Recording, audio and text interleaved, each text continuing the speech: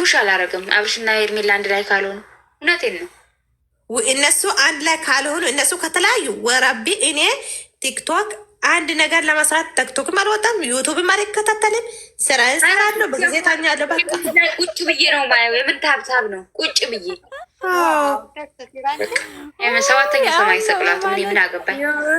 ራሱ አብርሃምን ሄርሜላ ዛሬ አብርሃምን እንደዚህ ስላደረገችው እንዳይቀየሩባት ነው የምፈራ። በጌሙ እንደ እሱ ገልጽ እኮ ነው። አሁን እኮ በቃ ጌም ከተጫወተች የምትሸነፋለች ብዬ ነው ተስፋ የሚያደርገው። እኔ ታሸንፋለች ምዳው ተስፋ አሁን የለኝም ከዚህ በኋላ። ምክንያቱም ቡታጀራ ራሱ አዲስ አበባ ያሉ ሰዎቹ አዲስ ቡታጀራ ያለ ሰዎቹ ሁሉ እየደመቁ ሰዎች እኮ አንዴ በቲክቶክ እየመጡ ነው፣ አንዴ ደግሞ በእንትን ይሁት ቀን እንደዚህ አይነት ጌም አለ እንደዚህ ያለ ከጎና እንደዚህ እንሆን እንደዚህ መሆን አለብን እያሉ እየተመካከሩ ነው ያለው። እዚህ ጋር ደግሞ ሄርሜ ሀዘን ውስጥ ነው ያለችሁት። በቃ ውስብስብ ብሏታል ሁሉም ነገር። እሷ እንደዚህ ስትሆን ደግሞ ጌሙን እንዲጠፋም ሊሆን ይችላል ብያለሁ። ሀያት ጌሙን እንዲጠፋ ሊሆን ይችላል ብያለሁ። ጌሙ አይጠፋም፣ ኧረ አይጠፋም። የደመቁ እንትን ያሉ ሰዎች እኮ እያሽቃበጡ ነው አሁን በዚህ ሰዓት እያሽቃበጡ። ዛሬ ቪዲዮ ተለቋል ነው መብቷ ነው። ሄርሜላ አልጫወቱን ካለች መብቷ ነው። ትችላለች። አዎ ትችላለች፣ መብቷ ነው። በቃ እኔ ደስተኛ አይደለሁም በዚህ ሰዓት ጌም አልጫወትም። ጌም ማለት ትችላለች። ብትችል እንኳን እንደዚህ ብትል እንኳን ጥሩ ነበረ። ለምን ከገባችም እኮ እሷ ደስተኛ ስላልሆነች ትሸነፋለች። ግልጽ ነው ይሄ። አንድ ሰው እኮ አንድ ነገር ያረጋታል። አብዛኛው የአብርሃም ደጋፊ ነው ከአብርሃም ጎን ስለሆነች ሄርሜላ እውነት በእጇ ትበላለች። የማን መሳለቂያ ነው ሆነ።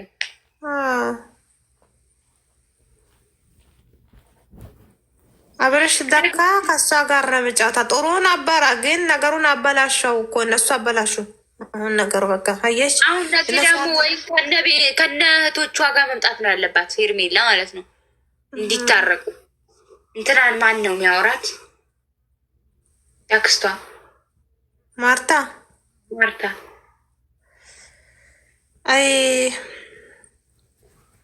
እኔ ሄርሜላ መክራ ሰው ነው አሁን ያስፈለገኝ ሰው እሷም መክር ሰው ነው። በቃ እሷም መክሮ እሺ ብላ አብረሽን ይቅርታ አድርጋ ከሱ ጋር ሆና ብትመጣ ጥሩ ነበረ።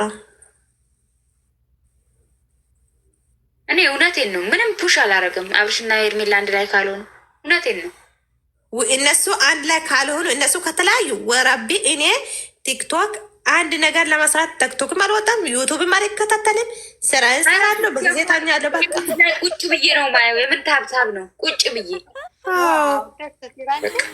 ሰባተኛ ሰማይ ሰ ራሱ እኮ ምላስሽ የምትነክሽ ጊዜ አለ እኮ ራስ በራስሽ ማለት ነው። ስለዚህ የሰው ልጅ ይጋጫል። ቢጋጭም ምክንያት መሆን አለበት። ሩታን ደግሞ በደንብ ታውቃታለች። ባለጌ መሆኗ ስድ ያሳደጋት መሆኗን ሀይ ሚላት የሌላት ወሮ በላ የበረንዳ ዳሪ ሴት ስለሆነች ነው እንጂ በእውነትም በስርዓት ይሄ በዝሙት ባትወለድ ኖሮ እውነቴ ነው። ሩታ በዝሙት ባትወለጅ ኖሮ እውነትም እንደኛ አባት እናት ያላት ከሆነ እኮ እሊና የሚባል ነገር አለ እኮ። እንዴ ምን ሆነች ነው ሰው አባት እናቴ ጎረቤት እንዴት ያዋረዷቸው ብለሽ እኮ መፍራት አለብሽ። ሄርሜላ ደጋፊዎች ራቸው ጠፍተዋል። ሩታ ማለት በስስት እባብ በደቂቃ የምትቀየር አለ አብርሃም አይኗ መክፈት ማችል ወራዳ ማንም ይጠይቃት የሌለች ግም ስለገማች አብርሃም እንግዲህ ሴሷ እያጸዳ መኖር ግዳጅ የለበትም። ፈርሞ አግብቶ ወስኗል። አብርሃም ወስኗል።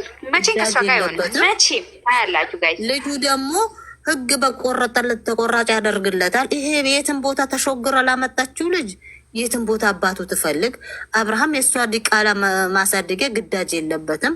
ስንት ነው እንደ መናኸሪያ ስንት ወንዶቹ ነው ቤቱ እኮ ምን አርቤርጎ እኮ ነው ሩም ሆኗል እኮ የእሷ ቤት። ቀዩ ነው ቢጫው ነው አረንጓዴ ነው ምኑ ነው ጥቁር ነው ቀዩ ነው እየተገባበት እየወጣ ነው። ቀጭን ነው ፍራም ነው እየወጣ የገባ ነው። ወንዶቹ እየገቡ ነው። ስለዚህ አብርሃም ግዳጅ የለበትም። የትኛው አባት የትኛው ምን ይሁን አናውቅም። ስለዚህ እንደ ቡና ቤት ሴት ተደፍራ ብር ሳይሰጠት አስባልታ ወጥታ እንደምትጮህ ወጥታ ትጮህ። እኛ ያገባንም እንተዋል። አብርሃም ትናንትና እንዲህ ነው ያለው። ትናንትና በወሰነው ውሳኔ ደግሞ ዛሬ ሊያረጋግጥላት ሲመጣ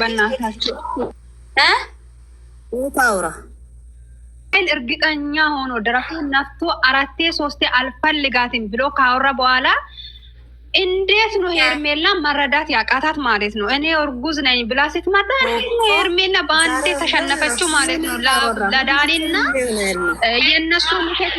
እኔ እግዚአብሔርን በጣም ነው ቆይ ስሚ፣ እኔ በጣም ነው በቃ አብረሽ ይሄን እያረዳት ማለት ነው። በቃ አላዴ ዳኒ ማጭር አርገል ልንገራችሁ። መጀመሪያ የራቆት ቤቱ የተያዘች ጊዜ ማለት ነው ዳኒ ምንድነው አላት? ከኢንስታግራም ፎቶ አጥፊ ቪዲዮ ምናምን ቆልፊ ሁሉ ነገር ብሏል እያለ ሄርሜላን ይሄን ሁሉ ካረገ በኋላ አብረሽ ታረቀ እንዴ? ኦልሬዲ አንድ ሆኑ፣ የፍቅርን ጥያቄ ተቀበሉ። ግን ሩታ በዚህ መጣሽ፣ በዛም መጣሽ፣ በዚህ መጣሽ አብረሽ አልፈልግም ካለ በኋላ ይሄ ዳኒ ቤት ከተለቀቀ ያ ቪዲዮ ሁላችሁም እያያችሁ ነው። እንግዲህ ልጁን ለእናትሽ ወስተሽ ስጪ አንቺን ፈታ በይ ካሉ በሶስተኛ ቀን ደግሞ እርጉዝ ነኝ ብላ ስትመጣ እንዴት ነው ሄርሜላ ለመረዳት ያቃታት?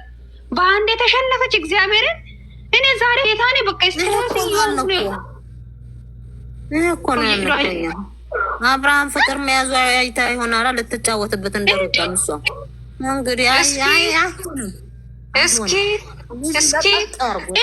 አትጫወትም፣ ለሄርሜ አትጫወትም። ሄርሜ ከልባል ክርስቶስ ብትወደው እኮ ትወዳለች እኮ።